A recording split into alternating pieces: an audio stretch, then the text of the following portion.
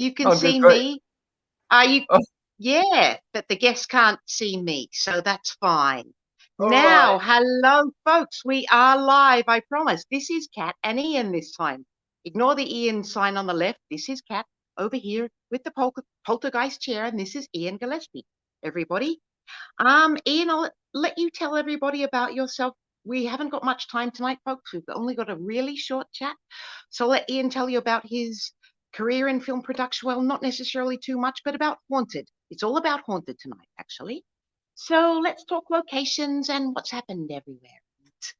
Where you've All right. been Well, and where you filmed and what happened.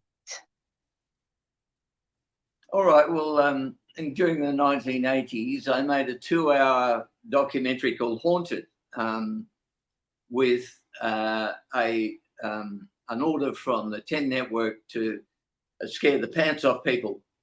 But I didn't really take that approach. I tried to make it as credible as possible, and hired a qualified parapsychologist to compare or front it, and then took a television crew right around Australia, every state except the Northern Territory, to spend the night in the most haunted locations we could find. I had a team of researchers work on it for a month.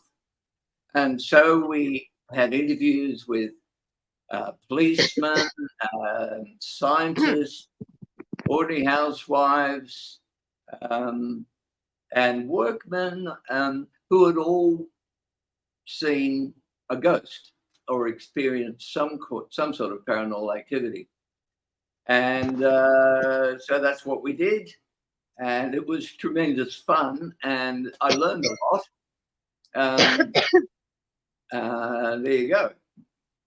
I've got to say, I'm so pleased to have found you after all this time. This is my favorite doco ever, friends. It's my favorite. They used a parapsychologist too. Tell me about him.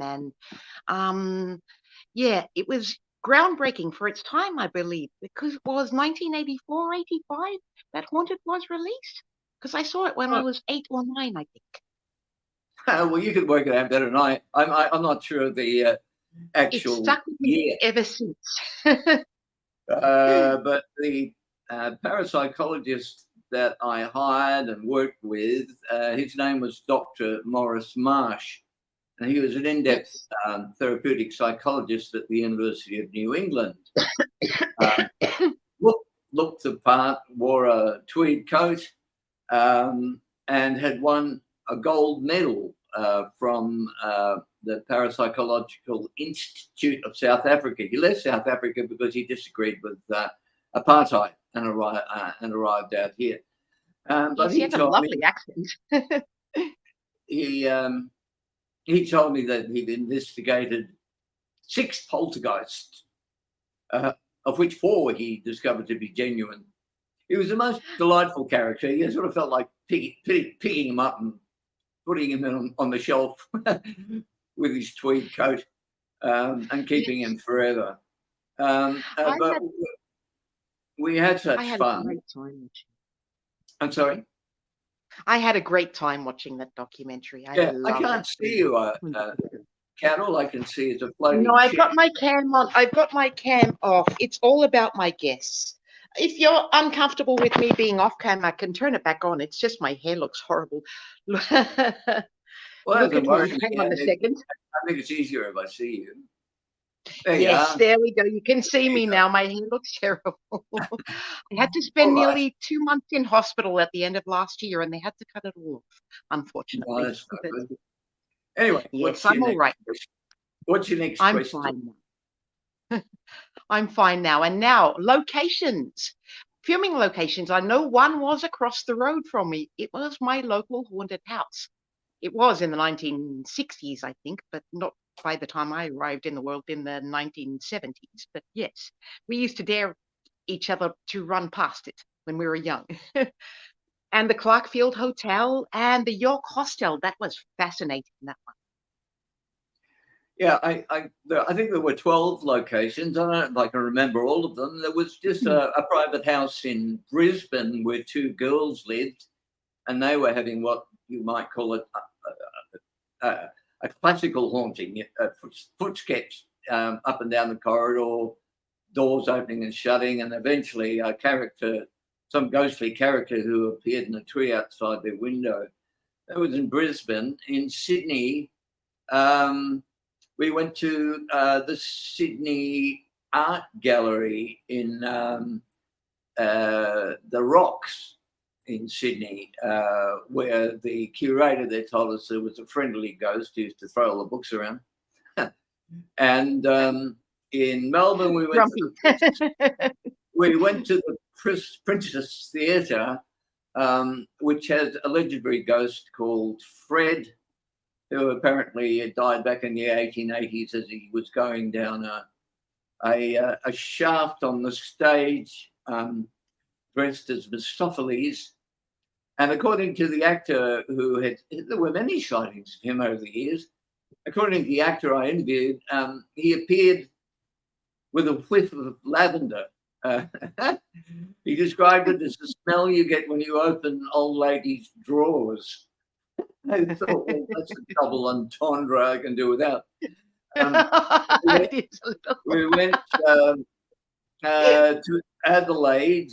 We went to Port Arthur, probably the most famous haunted place in Australia, the convict depot there, and interviewed some workmen who were as straight as a die. The last person you'd ever expect, or the last people you'd ever expect to believe in ghosts, but they said they thoroughly believed in ghosts by the time they left there.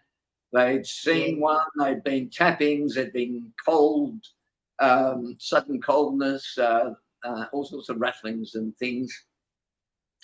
And one of them experienced what they call the hag effect, where you're lying in bed and suddenly you feel you can't move. There's a huge pressure on your chest, and you feel if some sort of figure is pressing you down. Apparently that's quite a common thing. About 1 in every 12 people have it, according to Maurice Marsh, Dr. Maurice Marsh, the parapsychologist. Yes, from I've there had we went to It's quite Adelaide. unpleasant, actually. It's really nasty. From there we went to Adelaide to an ordinary suburban house, which was reputedly haunted by a ghost in a red bikini, quite an attractive one. I loved that one. And the naked man in the tree. It would disappear. Well, he was back in Adelaide with the two girls, back in Brisbane. Oh, yes, that's right. But the Adelaide one was a very attractive ghost in a red bikini who disappeared in a pool of yellow liquid. It was interesting from a psychological point of view, because the chappie I had interviewed saw a woman during a party in that house who he said was making eyes at him, and he was nodding at her, and he thought it was all going rather well, and he was just about to go and oh, hi Joe, welcome back. And the same girl walked through the room in a red bikini and went out to the pool, which confused him no end. He went out to the pool, saw her swimming around, reached out his hand, and the ghost reached out her hand, and as soon as they touched, she disappeared. And he was still haunted by that experience. We went on to Western Australia to an old asylum in Fremantle, which was, according to the people who worked there and some of the schoolgirls who had visited there, was completely and thoroughly haunted, and by a ghost who wanders up and down the corridors with a lantern looking for her lost children. Yes, then we went to an old shipwreck off the coast of, right further up the coast, past Fremantle.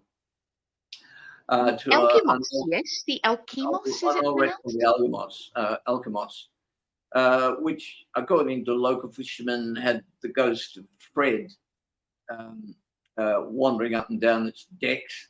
Had a huge adventure there because it had run aground and there was nothing left but a creaking wreck, a skeleton wreck, really, of flapping metal, which we travelled down the coast to in an old prawn boat. I managed to scramble aboard and got trapped there at sunset. We were going to spend the night in this horrible place. But the one of the witnesses was quite interesting. He was an Anzac veteran, about 6'4", one of the most credible people you can imagine. And he said he had all sorts of experiences there while he was trying to salvage brass cables and things from the wreck. He said he was walking past the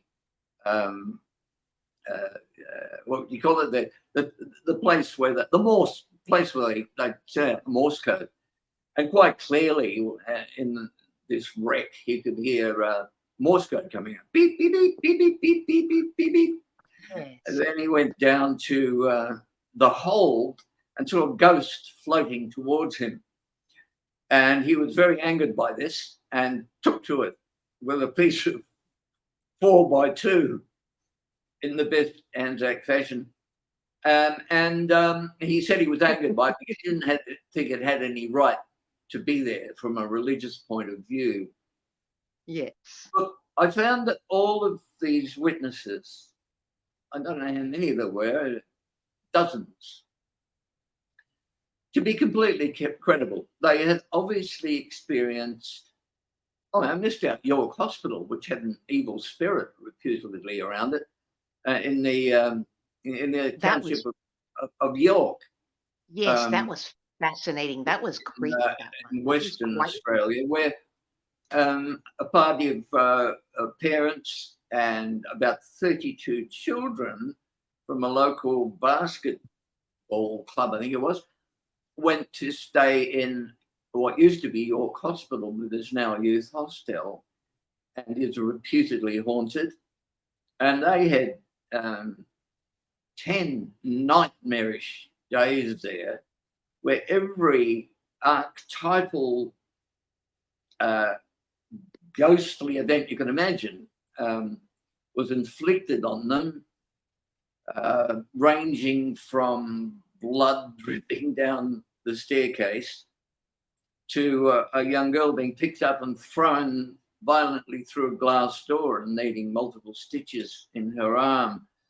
Screams and wailings from upstairs that they couldn't explain, the spinning doorknobs, cutlery floating through the kitchen and crashing onto the floor, and all culminated in them all gathering into one room for their own safety with cricket bats, and one of them even had a tin of fly spray. They do that. where the ghost appeared outside one of the windows of that room, and that was the end for them. The bus came the next day and they fled. But as I was saying, in all those interviews, not one of them struck me as telling lies, or I hadn't genuinely had that experience. And then the parapsychologist's job was to work out, well, what was going on? Why was this happening? And what to do if something like that happens in your own house or some place you're staring. So for me, one of the fascinating things was learning all the theories, the parapsychological theories surrounding paranormal events. Absolutely. And I didn't have a clue what parapsychology was then. I hadn't the foggiest, but I grew to love it. And that doco has always stuck with me. And the house in Therese Avenue, that's my local haunted house when I was a kid. That's in East Bentley. They called it... It changed its name to Mount Waverley. Yeah, well, it was known as the Bentley Poltergeist, and that was one of the most fascinating and undeniable events that I dealt with. I saw it as a kid, basically. I don't know what year it would have been, but I was quite young. And I saw it while I was living in a house in Hyatt, and watched it on Channel 7 on black and white TV. And what had happened was that a poltergeist phenomena had erupted around a normal suburban house in a normal suburban street. It had got on the news, and crowds of people had gathered in front of the house, hundreds of people, listening to these unexplained rappings and knockings going right around the house at high speed from one side of the house to the other. And so I went back there, what would have been 20 years later, and was lucky enough to track down the policeman who had been sent to investigate these. He had the very handy name of Constable Sherlock, and he had taken down notes of what he had observed while sitting inside the house. And he showed me these that were written down on an old report of knocks here at such and such a time, knocks there at such a time, and he described them as going right around the house, being at one side, and then suddenly at lightning speed occurring at the other side of the house. He said he heard banging on the back door at one stage and rushed to the back door and opened it, and the knocking stopped immediately. He said as if it knew he was coming and it was about to open the door, and then started up somewhere else. And he was convinced that it had some kind of intelligence associated with it. And also while I was there, I managed to track down a neighbour who had actually been inside the house before the crowds came and before the police came, when all this erupted. And he was telling me that basically all hell had broken loose, that there were lights floating around the house, sort of floating lights like orbs, which are very common in paranormal experiences, that the taps were spinning on and off. He said at one stage he got a wrench and tightened them so tight that he defied anyone to be able to open them, and then lo and behold, they would open up again, the water would come rushing out. And perhaps scariest of all, he said the two girls in the house were terrified because in their bedroom, their beds were jumping up and down with them on top of them, like a typical scene out of Amityville Horror.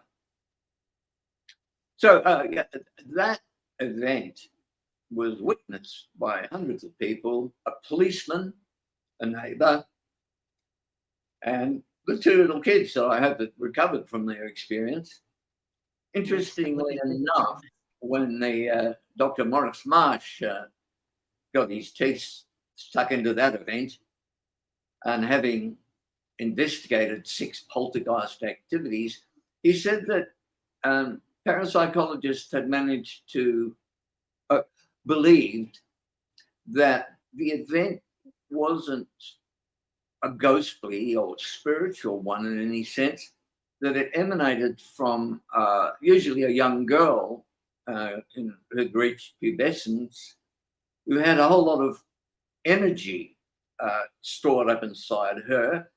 He was suggesting that sexual energy that was repressed, and that this emanated in that energy swirling round and lifting things up and throwing them all over the place. In fact, we showed a diagram in the documentary of the energy fields that parapsychologists had recorded swirling round a poltergeist subject.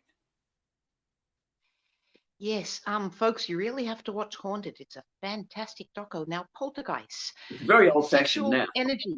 Sexual energy is one of the most common things. I wrote a blog article recently about poltergeists in the priesthood and those afflicted saints and such in the past. And yes, that I sort of thought that might be a cause as well. A sort of a sexual frustration because chastity.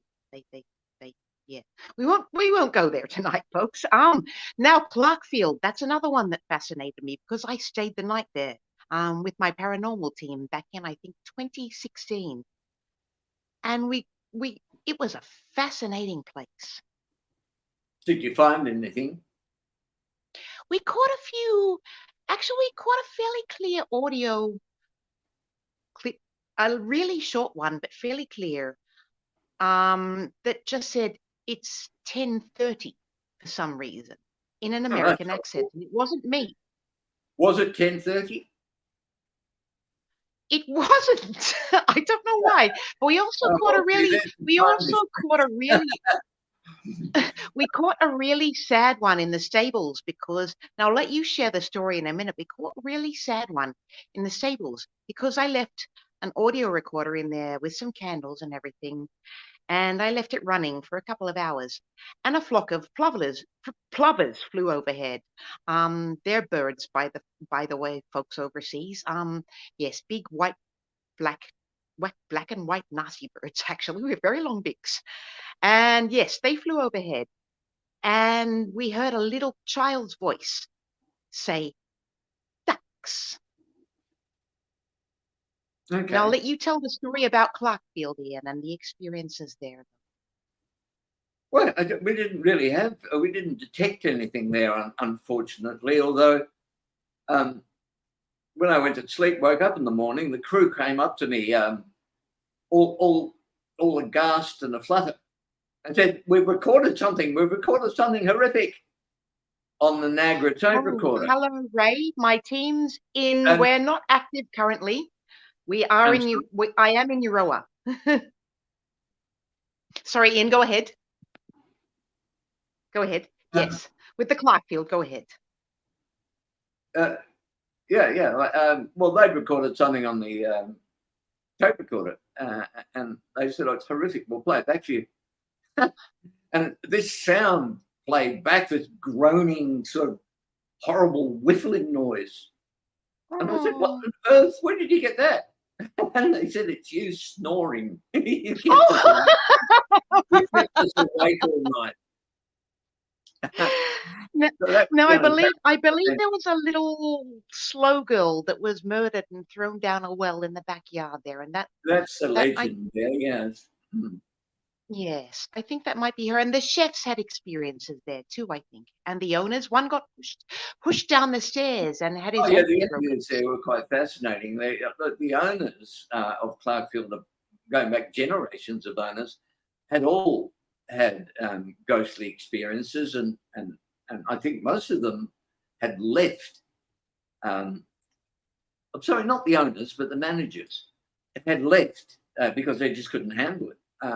Yeah. And the last one that I interviewed who had fled said he'd only been there a few nights, and some force had thrown him down the stairs, and he had shattered his ankle in a number of places and needed steel pegs put in it. And they said the hospital told him that he couldn't possibly have just fallen down the stairs. He would have had to fallen from a height with some force, and he said this force had lifted him over the banisters and thrown him down to the floor.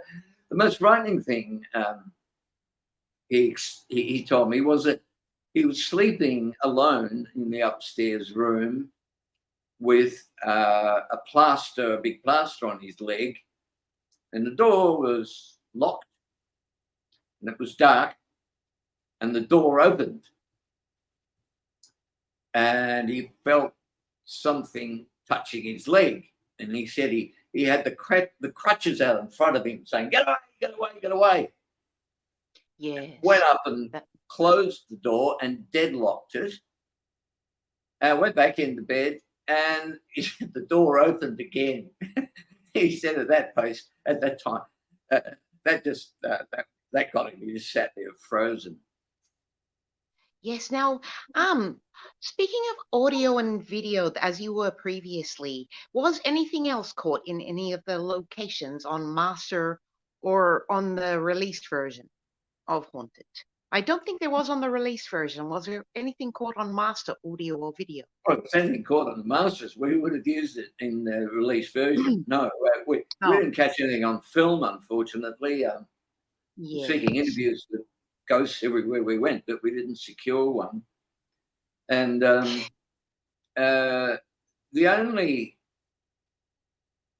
paranormal event that we as a crew experienced was at York Hospital, that place where all the kids and the parents had experienced all those archetypal evil spirit type events.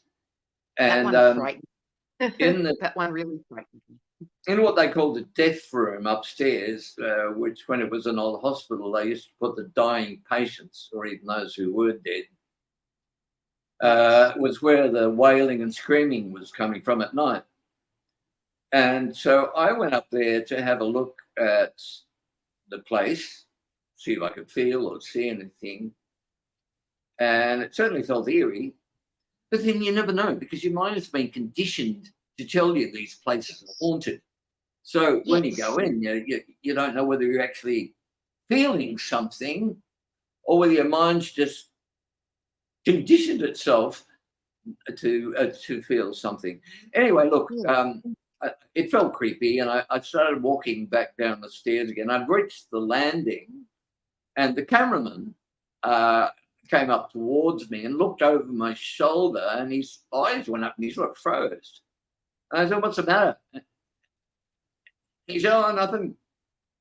And he came back down with me, and weeks later, he told me he'd seen a pair of jompers get up on one of the bunk beds and start dancing. Oh my God. And he was one of the most straightforward people I'd ever met. And if he told me that's what he saw. There's no doubt about that. That would be the weirdest thing to see. But yes, now, you've lived in Scotland. You did as a I child, was I born in Scotland. I grew up there. Yes. And you spent time in Canada as well. You had a particularly frightening experience in Canada too, I think. No. But when I Was went back to, a other than hotel living room in somewhere, I'm sorry. basement, Yes. in Scotland, when I went back there, filming a different documentary, my then wife booked us into a castle in Aberdeen, which was Yes. the most ancient place. It went back to, there was a carving there, 525 AD, in what must have been some sort of Viking tower. Wow. But the castle itself, we booked a room there and moved in. And my former wife said, "I've just got a feeling in here. I'm being watched." And I said, "Well, I can't feel anything. It's an old castle. You probably feel that way anyway." And anyway, we went to bed, and I woke up during the night with a tremendous heat in the room. And that's interesting because parapsychologists say, and people who experience paranormal phenomena normally feel that sudden cold, a sudden chill before something happens. The temperature drops. In this case, the temperature had gone right up.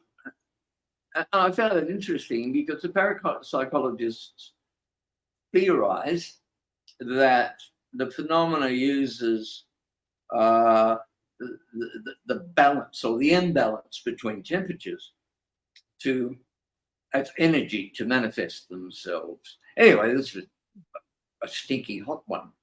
And I felt very, very strongly a presence between myself and my wife, some black thing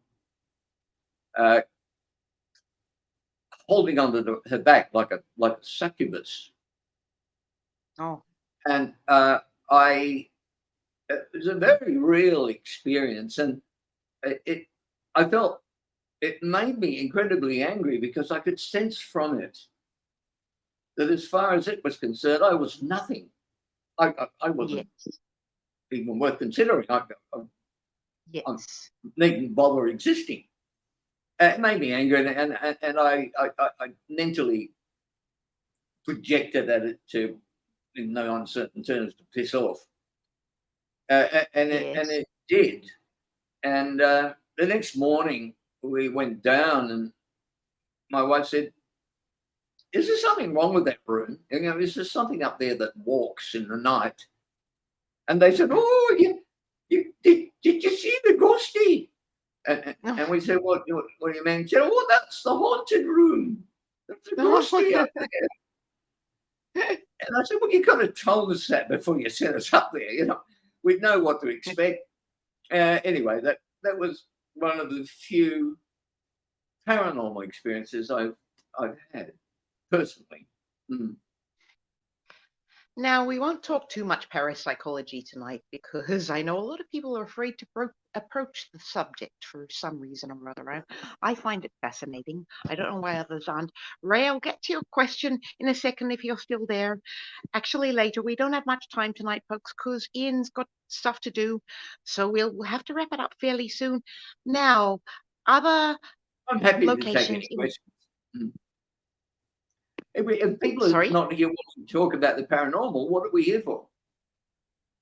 Yes, I know, but I think parapsychology, the subject of the effects that the human brain causes in hauntings.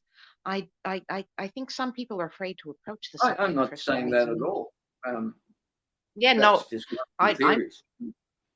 I love it. I love it completely. But yes, now um locations. Now I'm trying to remember other locations in haunted. I remember the rocks. I remember Port Arthur. Did you visit anywhere else that you didn't show in the doco? Um, Look, I can't remember. If we didn't show it, it wouldn't have been much moment. And no, I don't think, Yes. no, we didn't. Everywhere we went had a story. It had credible witnesses, and Yeah. we demanded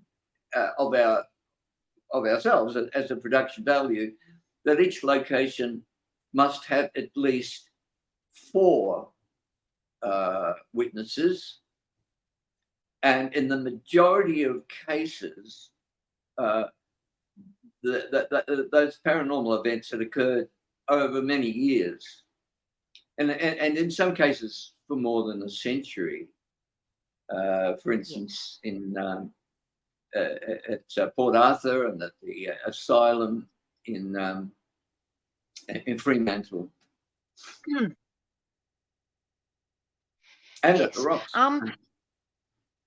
So there were other stories from other places that you got submitted for consideration to include in the production as such?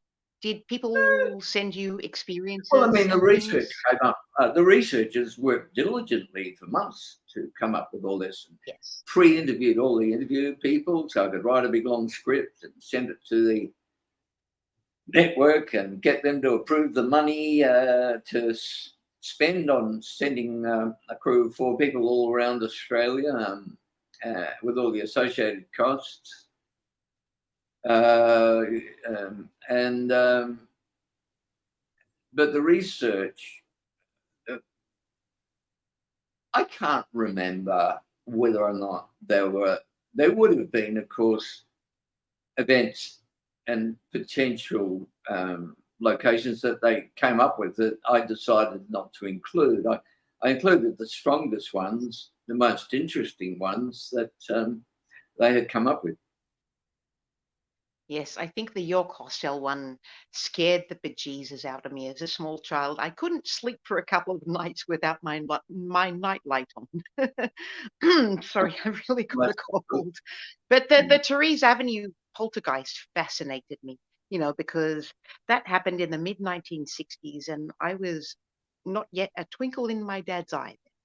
Yes, my mum was living there at the time, and that I found interesting, even though I had no idea about parapsychology back then. But yes, it was groundbreaking for its time, I believe, because it wasn't really heard of out here in Australia, where we live.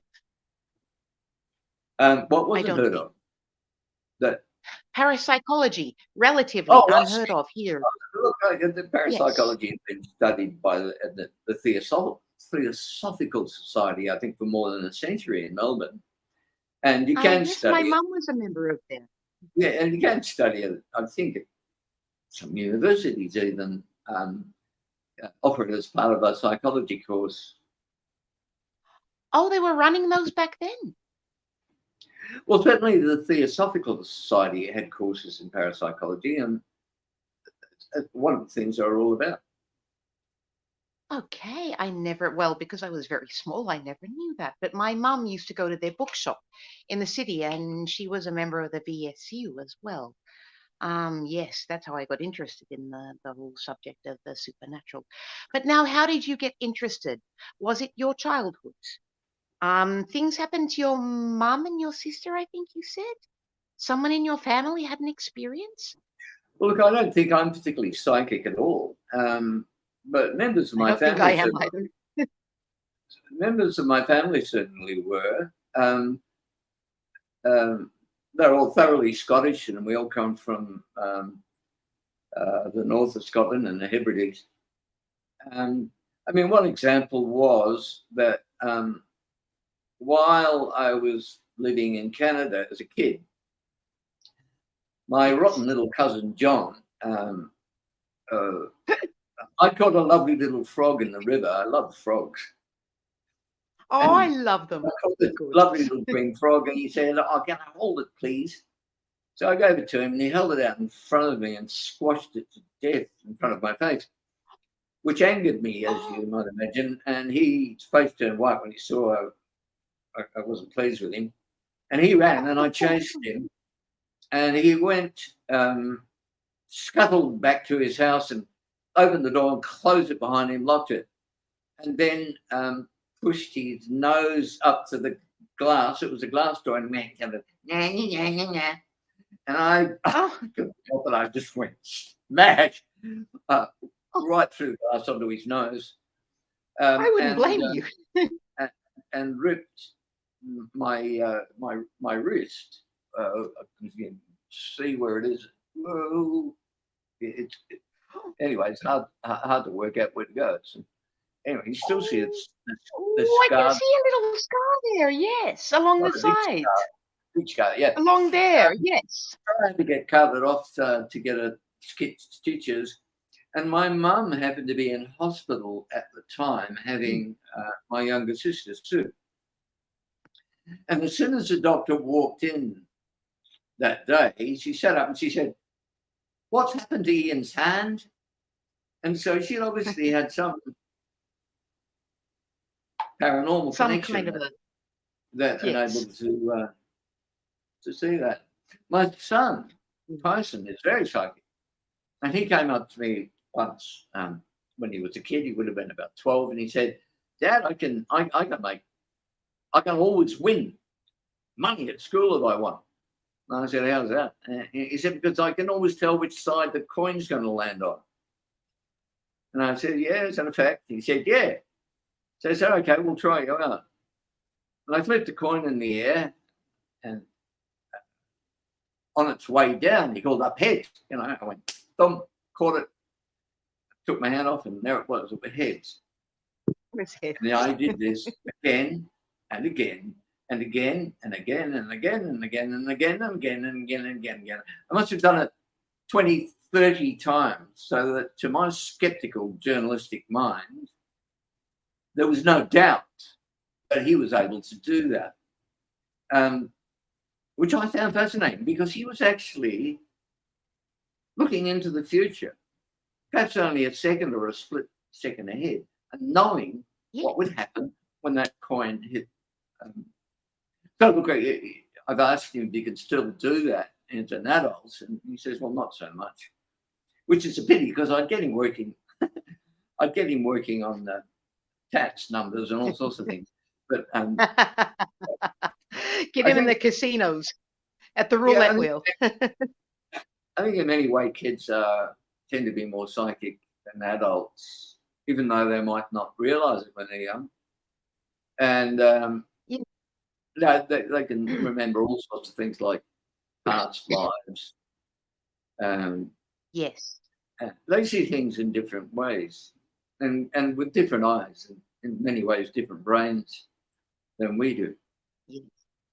That fascinates me too. I mean, the whole possibility of telepathy fascinates me, precognitive, retrocognitive, reincarnation. Not that that's necessarily connected to telepathy, but everything to do with that side of the field fascinates me. I moved way beyond the ghost hunting para shows years ago. Now shows. Oh, haunted. I believe there was one funny thing that happened too. I'll let you tell the viewers about that concerning a figure that wasn't an actual figure, Oh, Port Arthur. a mannequin. A mannequin. Oh, well, you're giving it away. I'm sorry. Yes. Yeah. Well, Go though. yeah. It. In I an died archetypal, laughing. I really did. in an archetypal night in the middle of Port Arthur, in the old what do they call it? The model prison, which was designed on the old Pentonville system in England. Horrific place. And the prisoners there suffered nothing less than brutal psychological and physical torture. And then one night we went out there to film. Earlier in the day, we'd filmed in the museum there and filmed the uniforms the prisoners wore and the chains and the special gloves they had to wear to stop them masturbating, the masks they had to wear. And anyway, we went there. We went to film at night. We always think, oh, there's a better chance of seeing a ghost at night. And we were in this corridor. The roof had gone off, and it was lined with cells. That there was a storm brewing, and there was lightning in the sky. Almost like a classic haunting situation. Horror movie night. Yeah, the cameraman had bustled up down the corridor into the darkness to, I don't know what he's doing. Wanted to look back and see what the shot looked like with our lights on. And he came bustling back out of the darkness with his face white and his voice shaking. He said, you gotta get me. You gotta go back there. You gotta go. I said, what? And he said, go and have a look. So I went back into the dark. I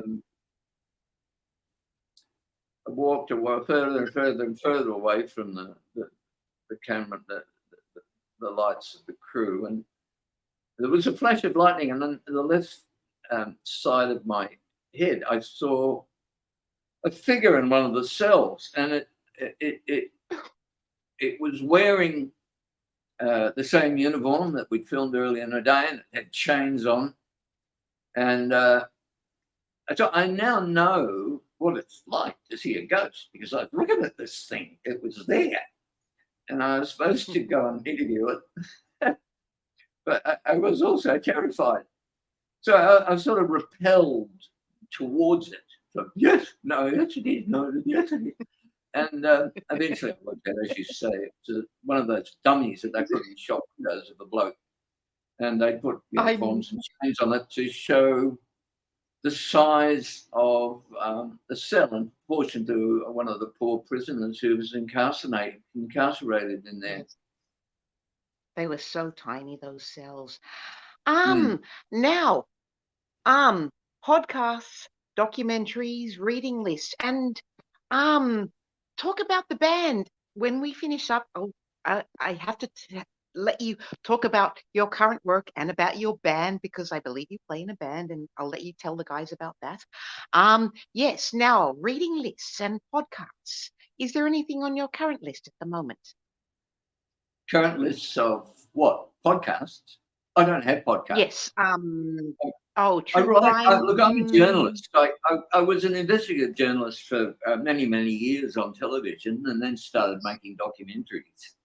And so Haunted was just one of many. It's probably my worst, probably in many ways, as far as I'm concerned. But No way. I'm glad it captured your imagination. It rated very well. But nowadays, I still work part-time as a journalist. I write for The Age and the Sydney Morning Herald and the Financial Review. And I've played guitar since my pimply youth. And so I play with a percussionist who plays the cajon. If you know what that is. It looks a wee bit like a tea chest, but they're smaller and specially built. It's percussion instruments. And we play gigs around town. We play in hotels and at parties and weddings. And I played for the first time at an old people's home last week. But mainly we play at St Andrew's Market, which is just down the road, and raise money for an asylum seeker and a refugee sport group I started in Healesville when I was living there about 7 years ago. And thanks to the generosity of people going there, we've raised thousands of dollars. I think probably more than $10,000 now, which goes towards helping refugees and asylum seekers in emergency situations, or giving iPads to kids who can't afford them and needed them during COVID, bringing kids down to Healesville Sanctuary to welcoming them, and sending education kits off to Cox's Bazar, which is that horrible place with 500,000 kids who escaped Myanmar, living in shocking conditions there. So between that, writing another 2-hour series of 1-hour documentaries, I'm pretty busy. And I'm really sad there's no plans for a Rehaunted. When you put that little clip up from Haunted on the APA page, I just was slack-jawed with glee. I thought, wow, it said Rehaunted. I thought, is he going to make another one? No, I haven't Yes. got one. Now, current work. What is your current documentary series you're working on at the moment? It's a dramatized documentary series on the experiences of 2 Anzac soldiers during World War II, which is a kind of adventure story, but it's also laced with the horror of them ending up being captured by the Germans. One of them was sold as a slave to German industrialists and sent out to work with the Auschwitz victims on the railway lines. The other one was sent to the coal mines in Poland and didn't see daylight for 2 years. He was sent down to shovel coal and was shockingly mistreated. They both were. But they escaped that, and they rose like phoenixes from the ashes. And we tell their story as when they get back home, and from when they were young kids, enlisting and sent off to Egypt, along with thousands of other Australian soldiers. Craig says, hi, Ian. My friend Craig is up in Sydney. Hi, Craig. Yeah, he says hi. Yeah. I think you've got a great dog there. It's as big as you are. It's a shame that we can't hear anyone watching. They can ask questions as well. Actually, we can. I think I can invite Craig in. I can invite Craig. I can't do it for too long. I've got to go. We can do it for a while. We haven't got too long to go at the moment, so I can invite him in. Yes. Give me 1 second. I'll invite Craig in, and he can ask you a question if he likes, because Craig's fantastic. He works as a youth worker, Wonderful. and he supports Indigenous youth. He's won a Deadly Award. He's a great guy. He and I met years ago, and I went to Tassie for the first time ever, and I love the place. And I'll invite Craig in. I'll just get a message up to him on here and invite a link. And we haven't got long to go, so I won't.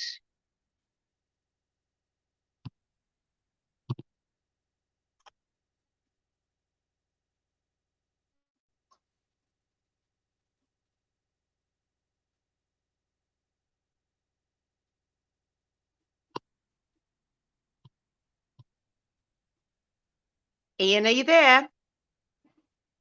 I am. Good. I've just sent Craig a link. We've only got 10 minutes to go, folks. So if anyone's got any questions to ask Ian, this is now. Please tell me, do you plan to step back into the parapsychology side of the production field again? Are there any future plans when everything else is sorted? No, you see that. I don't have any at all. I am a member of the Australian Parapsychological Research Association, and I haven't been active with that for about a year or so. I did go out on some field trips with them, but no. Look, I'm fascinated by one of the pieces of research that they did. And it's something they can be very proud of. When I joined, they were primarily scientists, and they had done this magnificent piece of research. At Port Arthur, the administration there had recorded for decades the paranormal experiences that had been reported by visitors, on what day it was, what year it was, and what hour it was. And because there's a lot of theory surrounding the connection between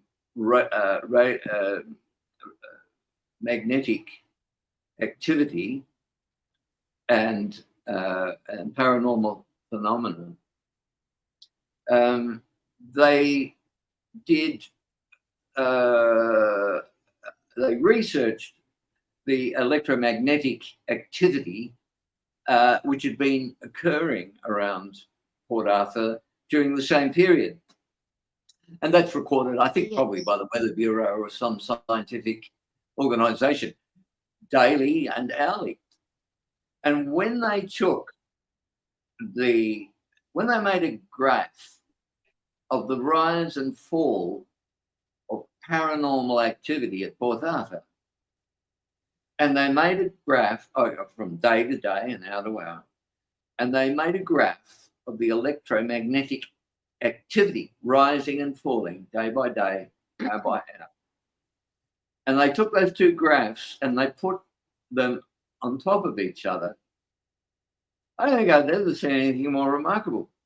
There was not a molecule of difference between those graphs as they went up and down. They were perfectly aligned on top of each other. And I think that that's probably one of the very few pieces of scientific research that has pinned down a connection between electromagnetic activity and paranormal occurrences. I mean, it doesn't prove that there are ghosts haunting a place in any particular way. It doesn't prove whether or not the electromagnetic activity is affecting people's brains so that they see something, or whether it's affecting something in the surroundings so that they see something. But I just found that really quite amazing, and that it aligned with similar research that had been done during the 1920s or 1930s in in America. But their Yes, study now was much I think more much more thorough. I think the SPR did some very early work. Well, not the not the SPR. There was some later work. Oh, it might have been later SPR. I can't remember. My brain's mush. I've got a really bad cold at the moment. Alex is the gift that keeps on giving. That's my other half, folks. He's in there, far away, where he can't give me any more germs. Yes. Now, bucket list, locations. Do you want to visit anywhere else if you have the time? Any To other look for ghosts. locations? Yes. Oh, look, I'd like to go to the Bahamas with a yacht load of Playboy bunnies, but I don't have any. I don't have any dreams of going back chasing ghosts again.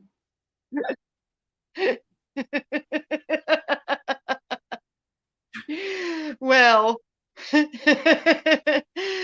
I wish you'd come and visit here, though. You'd love it. I'll make you lunch. But yes, the pub's haunted here where I live, folks. I love it. It's a paranormal investigators and researchers' dream. Oh, Yes, well, but I it would. beat my bachelor's fare of beans on toast, for sure. Well, I can make cheeseburger spring rolls and duck ones. But Okay. yes, now we've only got 4 minutes to go. Now, when's your next gig and when's your doco coming out? Did that, anyone want to ask you a question? I thought you were setting that up. Sorry? I thought you were setting No, up a Craig question. couldn't get the link. Oh, Craig couldn't get the Okay. link. All right. Yes. Okay. He might not have sorry. his phone with him. Okay. We better Ian wrap it said, Craig, in the filming of, here's a question from Craig.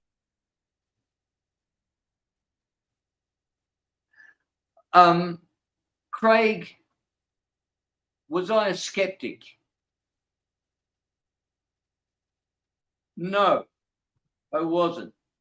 In the sense that I didn't dismiss the claims of the witnesses in any way at all. I believed what they were saying.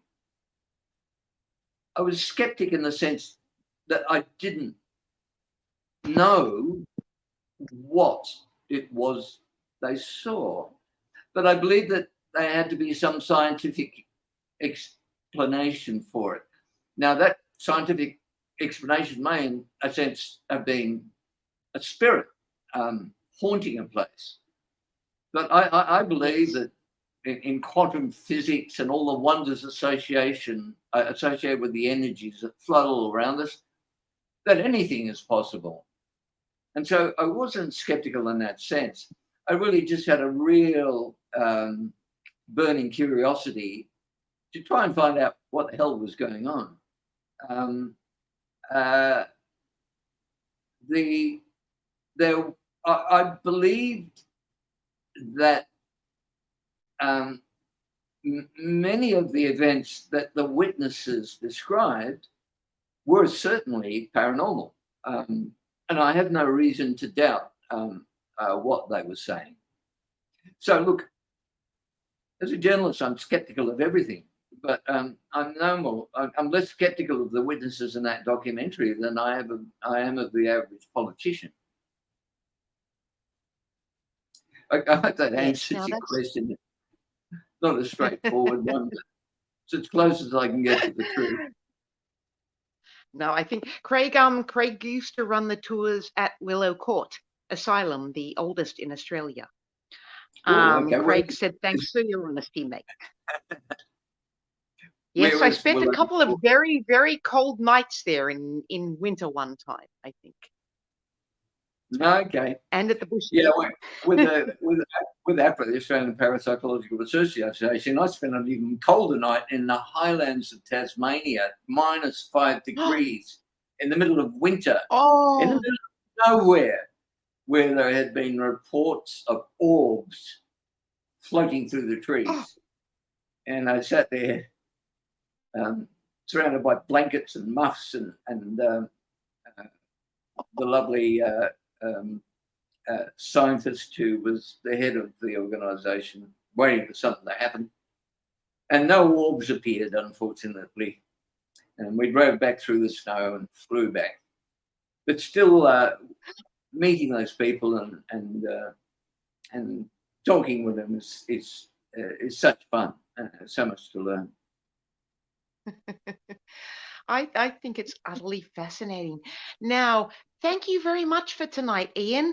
I'll You're answer welcome. your question, Ray, if you're still there in one moment. I'll let Iain go because I know he has stuff to do. Thank you so much. I'm really grateful. And it's been great chatting to you once again. And I hope you'll let me pick your brains again. I love picking people's brains, not live necessarily on video, but via casual chat every once in a while, All right. because You're I've welcome to really pick enjoyed our chats. Yeah, all right.